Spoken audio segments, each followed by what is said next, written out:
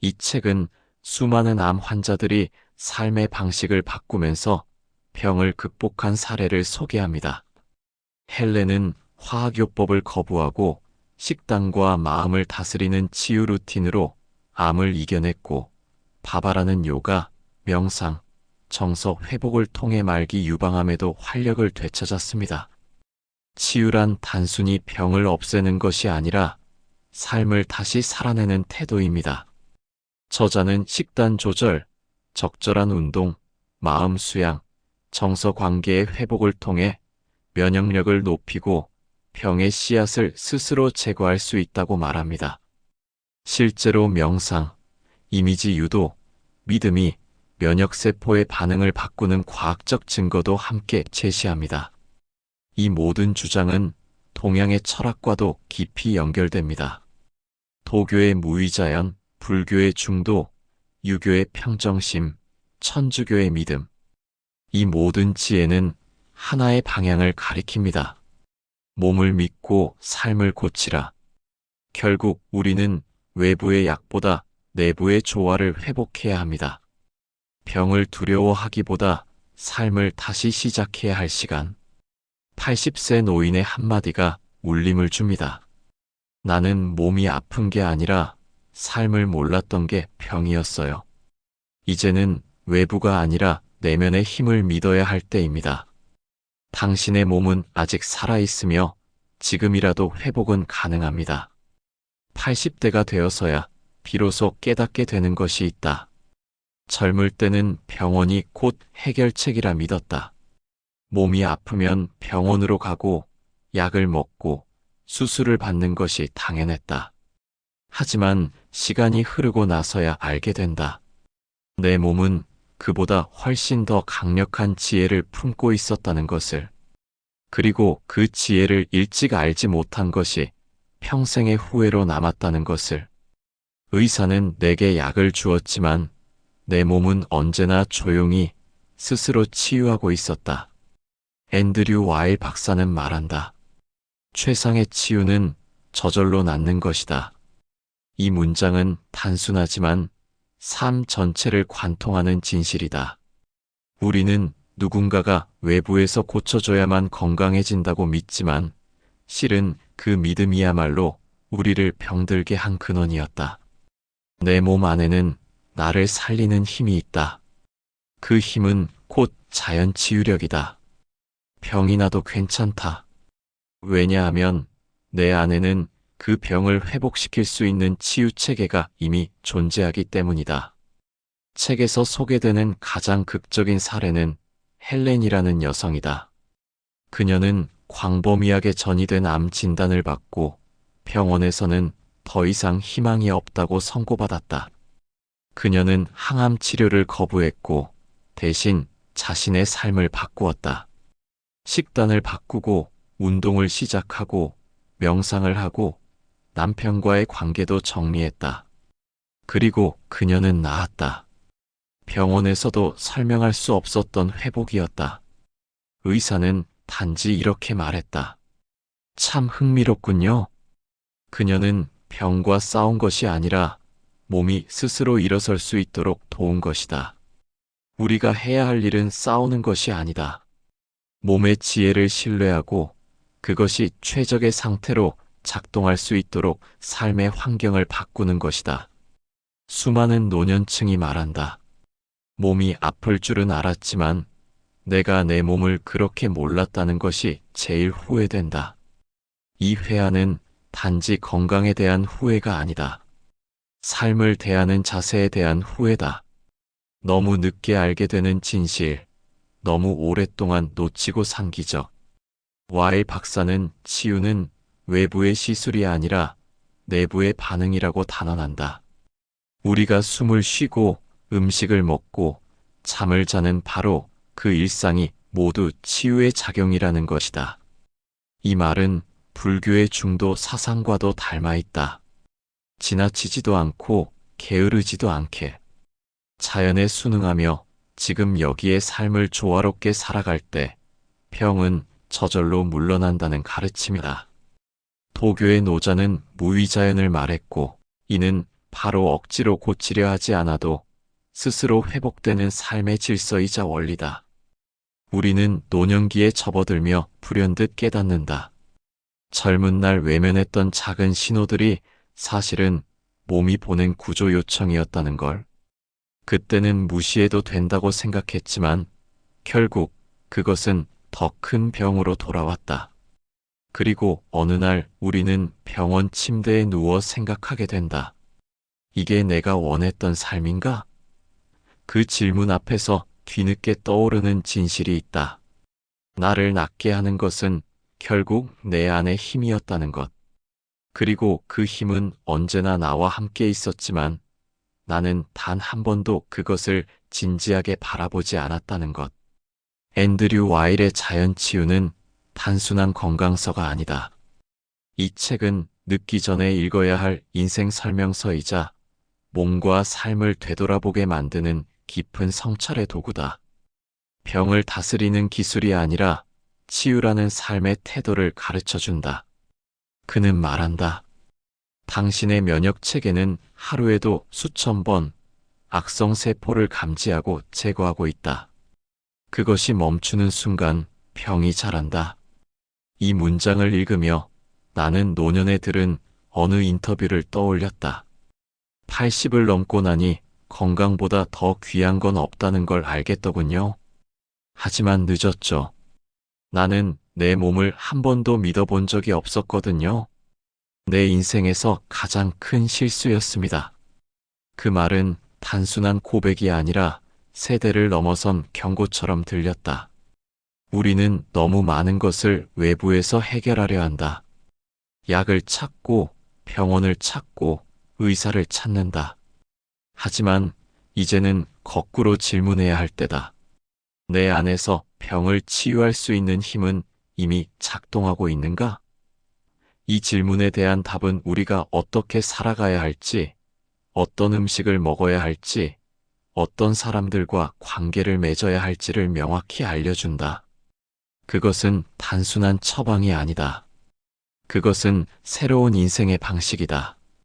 몸 안에는 매일 아니 매 순간 작은 전쟁이 일어나고 있다. 세포는 끊임없이 생성되고 그중 일부는 악성세포로 돌연변이를 일으킨다. 그런데 놀라운 것은 이 돌연변이 세포들이 곧바로 암으로 발전하지 않는다는 사실이다. 왜일까? 바로 면역체계가 그것을 감지하고 제거하기 때문이다. 이 세포 감시는 마치 경비견처럼 쉬지 않고 몸을 순찰한다. 우리가 특별한 노력을 하지 않아도 이 경비견은 스스로 임무를 수행한다. 그것이 치유체계다. 앤드류 와일은 단언한다. 세포는 끊임없이 악성으로 변화되지만 치유체계는 그것을 제거하며 우리는 병들지 않는다. 이것은 단순한 의학적 정보가 아니다. 삶을 바라보는 태도다. 우리는 이미 강력한 치유 장치를 갖고 태어났으며 그것이 작동하도록 도우면 되는 것이다. 이 얼마나 위대한 사실인가? 불교에서는 이를 불성이라 한다. 모든 중생은 본래 깨달을 수 있는 가능성을 가지고 있다는 뜻이다. 마찬가지로 모든 인간은 본래 치유될 수 있는 가능성을 안고 태어난다. 그런데 문제는 이 치유체계가 정상적으로 작동하지 않을 때다. 책은 이렇게 말한다. 몸 안에 암이 생겼다는 것은 치유체계가 제 기능을 발휘하지 못했다는 것을 의미한다. 이것이 우리에게 던지는 메시지는 분명하다. 병을 치료하려면 병 그 자체만을 쳐다봐서는 안 된다. 몸 전체, 나아가 삶 전체를 다시 보아야 한다. 이 말은 어느 노인의 후회와도 겹쳐진다. 나는 평생 병만 고치려고 했다. 내 삶을 고쳐야 했는데 그걸 몰랐어. 헬렌의 이야기에서 우리는 이 진실을 마주하게 된다. 그녀는 전이된 암으로 수술을 받았지만 이후에 화학요법을 거부한다. 그리고 그녀는 살아남는다. 어떻게 가능했을까? 그녀는 자신의 삶을 고쳤다. 식단을 바꾸고 운동을 시작하고 명상을 했으며 결혼 생활에서의 갈등을 내려놓았다. 그리고 신에 대한 깊은 신뢰를 가졌다. 와일 박사는 이 점을 강조하며 기록한다. 신에 대한 그녀의 믿음은 복음 전도사의 믿음에 버금갔다. 과학자가 종교적 믿음을 언급하는 것은 흔한 일이 아니다. 그러나 이 장면에서 그는 믿음이 치유에 작용하는 실질적 힘이라는 것을 인정한다. 치유는 단순히 의학적 프로토콜로만 이루어지는 것이 아니다. 정신과 영혼의 참여가 핵심이다.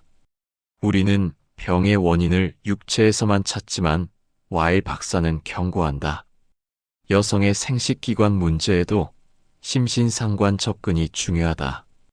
최면 치료, 이미지 유도, 명상, 시각화 등은 단순한 보조요법이 아니라 치유의 본질에 해당한다.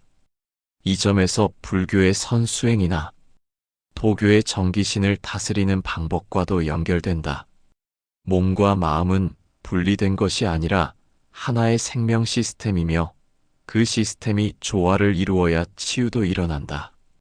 또 하나의 인상 깊은 사례는 바바라다. 유방암 수술과 항암 치료를 받은 후 5년이 지난 그녀는 회복되었다고 믿었다. 그러나 암은 뼈로 전이되었다. 대부분의 환자라면 이 시점에서 절망에 빠질 것이다. 그러나 그녀는 오히려 삶을 바꾸는 기회로 삼았다. 요가를 하고 지압 치료를 받고 명상을 하며 자신만의 건강 루틴을 철저히 실천했다. 그리고 놀랍게도 그녀는 3년 이상 암의 진행을 늦추며 활력을 되찾는다. 사람들은 그녀가 암 환자라는 사실을 믿지 못했다. 이 두 사례가 우리에게 주는 메시지는 명확하다. 병은 외부에서 치료하는 것이 아니라 내부에서 회복시키는 것이다. 삶 전체가 치료의 과정이며 병은 그 과정에서 우리에게 변화를 요청하는 신호다. 기독교에서는 병든 자를 고치는 예수를 믿는다. 그러나 와일 박사의 관점에서는 고침은 예수의 손길이 아니라 삶의 회복에서 비롯된다. 예수가 말한 내 믿음이 너를 낫게 하였다는 말씀은 인간 내부에 존재하는 치유 가능성을 인정한 선언이었다. 그리고 우리는 지금 그 가능성을 너무 오래 잊고 살아왔다. 젊었을 땐 병이 생겨도 참을 만했다.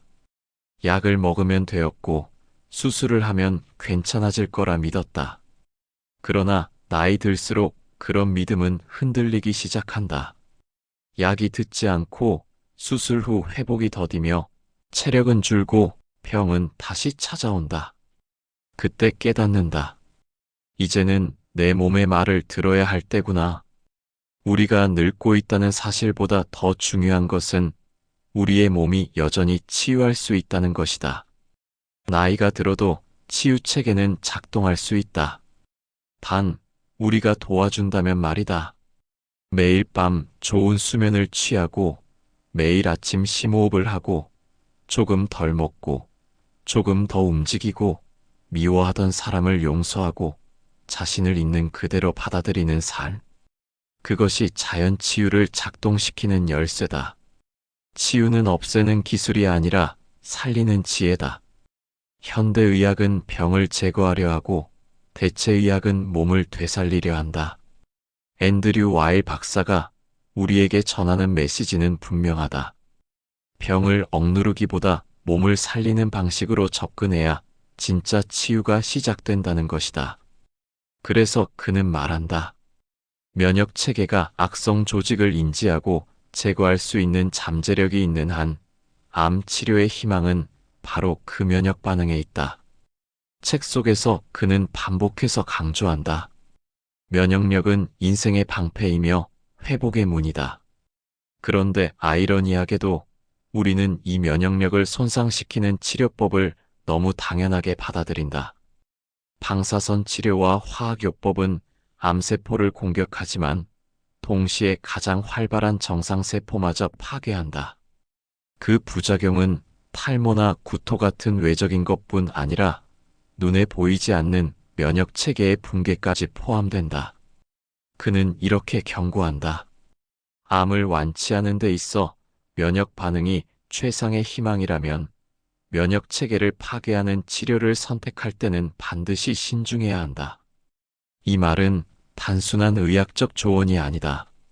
삶의 전략을 바꾸라는 강력한 요청이다. 더 많이 죽이려 하지 말고 더 많이 살리려는 쪽으로 전환하라는 것이다. 이 지점에서 도교와 불교의 가르침이 떠오른다. 도교에서는 기를 중심으로 생명의 흐름을 본다.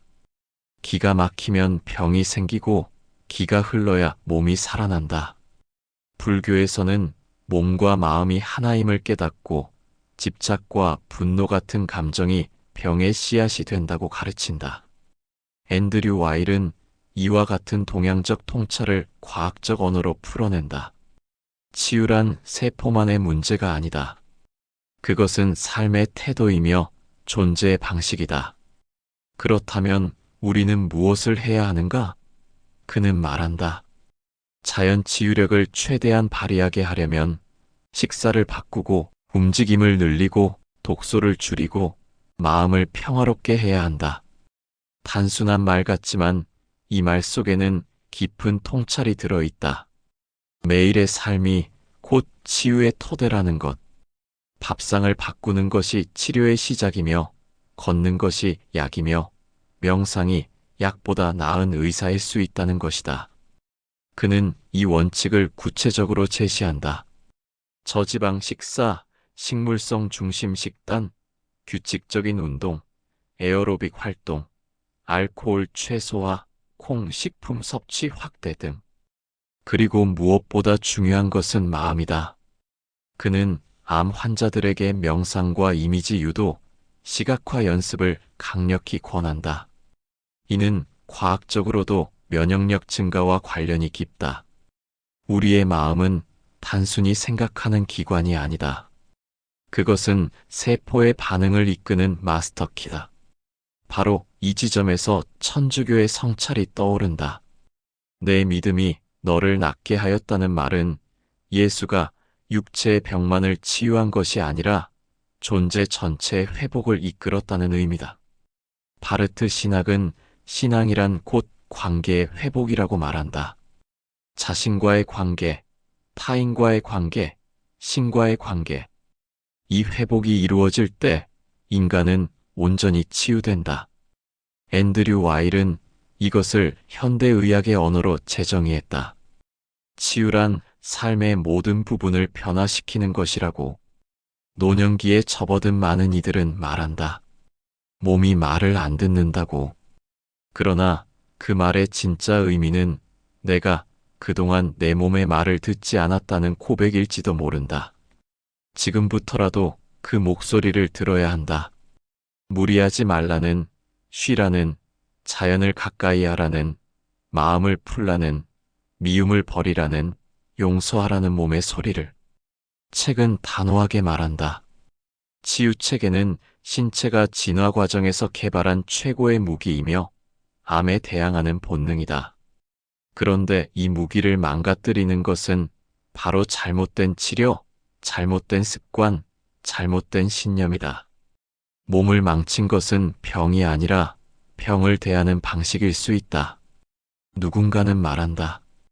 죽을 병이라고 하더군요. 그러나 앤드류 와일은 이렇게 반박한다. 죽을 수도 있지만 살 수도 있습니다. 그 가능성은 바로 당신의 몸 안에 있습니다. 이 말은 단순한 위로가 아니다. 과학과 사례, 경험과 통찰이 증명한 진실이다. 그는 말한다. 자연 치유의 기적은 전혀 드문 일이 아니다. 단지 우리가 그것을 받아들이지 않을 뿐이다. 그리고 그 기적은 누구에게나 열려 있다. 60대, 70대, 80대라 해도 예외가 아니다. 오히려 지금 이 시기가 그동안 해보지 않았던 진짜 치유를 시작할 수 있는 마지막 기회일지도 모른다. 당신의 몸은 당신이 생각하는 것보다 훨씬 더 똑똑하다.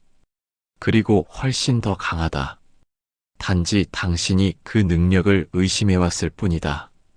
앤드류 와일은 이 책을 통해 당신은 병을 이길 수 있는 능력을 타고났으며 그것은 이미 작동하고 있다고 단언한다. 그렇다면 우리는 이 치유 체계가 최적의 상태로 작동하도록 어떻게 도와야 할까?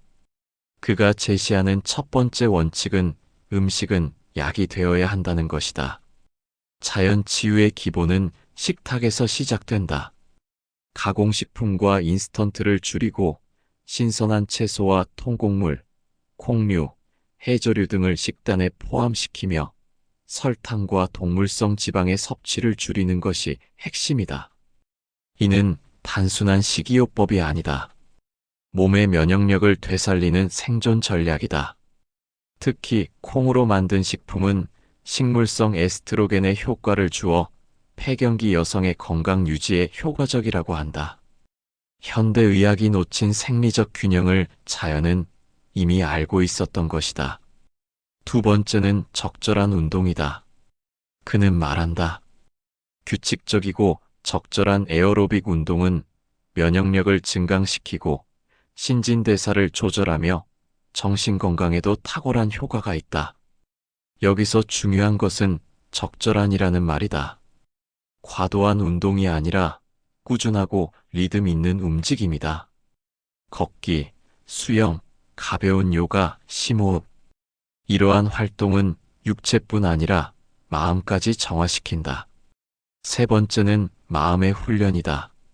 그는 명상과 시각화, 이미지 유도 기법이 암 환자에게 놀라운 효과를 가져온다고 말한다. 이는 단지 긴장을 푸는 방법이 아니다. 뇌와 면역 체계를 직접 연결하는 신경면역학적 반응을 유도하는 과학적으로 입증된 치유법이다. 시니어들에게 이것은 더욱 중요하다. 늙어갈수록 육체적 기능은 줄어들 수 있어도 마음의 힘은 훈련을 통해 더욱 강해질 수 있다. 자기를 다스리는 능력, 삶을 수용하는 자세는 오히려 나이가 들수록 깊어진다. 노자의 도덕경에서는 과욕은 병이다라고 했다.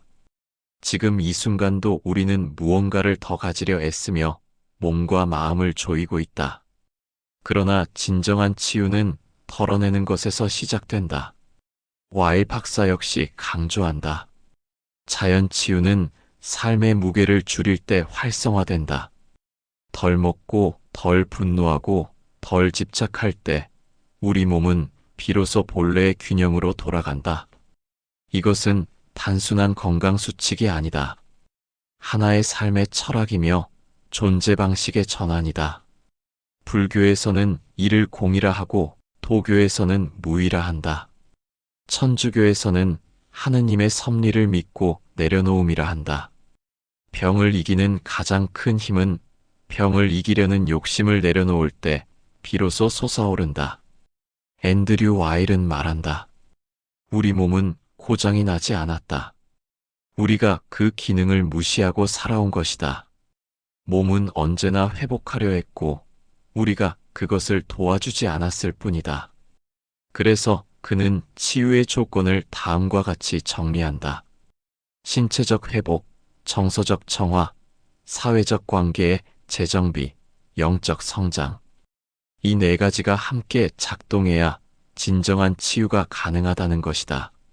노년기에 접어든 많은 사람들이 말한다. 이제는 별거 안 바란다. 그냥 아프지만 않았으면 좋겠다. 하지만 이 소망은 너무 늦은 것일까? 그렇지 않다.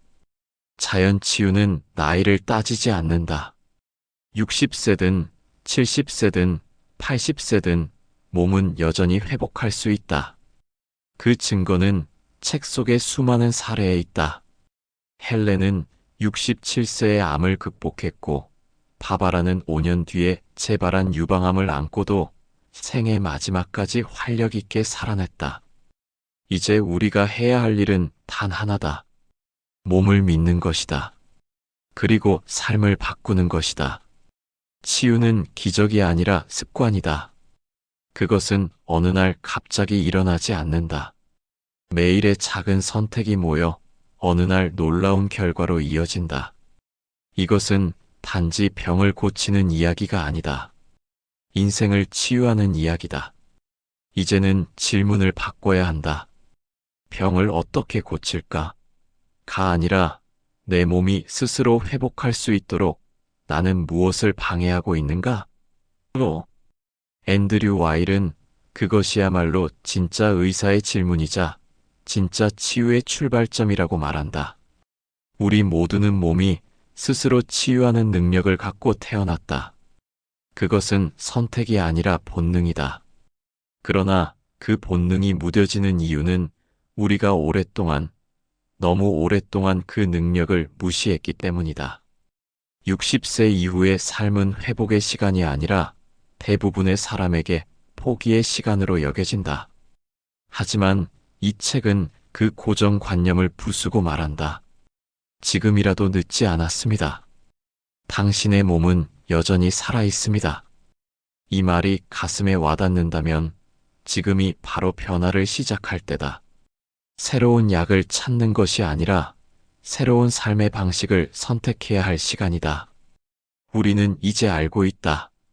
암이든 만성질환이든 심지어 마음의 병조차도 모두 하나의 공통된 패턴을 갖고 있다. 삶이 고장났다는 신호. 그렇다면 병을 고치는 가장 강력한 약은 삶을 고치는 것이다. 삶의 패턴을 바꾸는 것이다. 사람을 바꾸고, 식사를 바꾸고, 잠자는 방식과 생각하는 태도를 바꾸는 것이다. 그리고 그 모든 변화의 중심에는 신뢰가 있다. 내 몸을 믿는 신뢰, 자연을 믿는 신뢰, 회복의 가능성을 믿는 신뢰. 앤드류 와일은 말한다. 치유란 병을 없애는 것이 아니라 삶을 온전하게 하는 것이다. 영어로 힐은 홀과 어원이 같다. 즉, 치유는 몸을 완전한 상태로 되돌리는 것이며 몸만이 아니라 마음, 관계, 삶 전체가 하나로 조화를 이루는 상태를 말한다. 이 말은 마치 히포크라테스의 가르침과도 맞닿아 있다. 무엇보다 해를 끼치지 말라. 서양 의학의 아버지라 불리는 그는 이미 오래전 치유란 자연의 힘을 돕는 일이지 인위적으로 개입하는 것이 아니라고 말했다. 도교의 노자는 자연에 거슬러 살면 병이 된다고 했고 유교의 맹자는 마음이 평정하면 병도 다스려진다고 했다. 모두 같은 뿌리에서 나온 말이다. 삶의 리듬이 어그러지면 몸이 병들고 그 리듬을 되찾으면 몸은 저절로 회복된다. 그래서 노년의 우리는 다시 배워야 한다. 아무리 많은 것을 경험했더라도 이 진실만큼은 새롭게 받아들여야 한다. 몸은 약 없이도 낫는다는 것을, 치유는 외부가 아니라 내부에서 시작된다는 것을, 그리고 내가 살아있는 한 회복은 언제든 가능하다는 것을. 80대 노인의 한마디가 있다. 나는 몸이 아픈 게 아니라 삶을 몰랐던 게 병이었어요. 이 고백은 우리 모두에게 울림이 있다. 우리는 병이 들면 의사를 찾지만 이제는 삶을 다시 배워야 할 시간이다. 치유란 수리가 아니다. 그것은 다시 살아내는 예술이다. 나를 돌보는 일, 나를 받아들이는 일, 나를 다시 사랑하는 일이다. 그리고 그 사랑은 지금 시작해도 늦지 않다.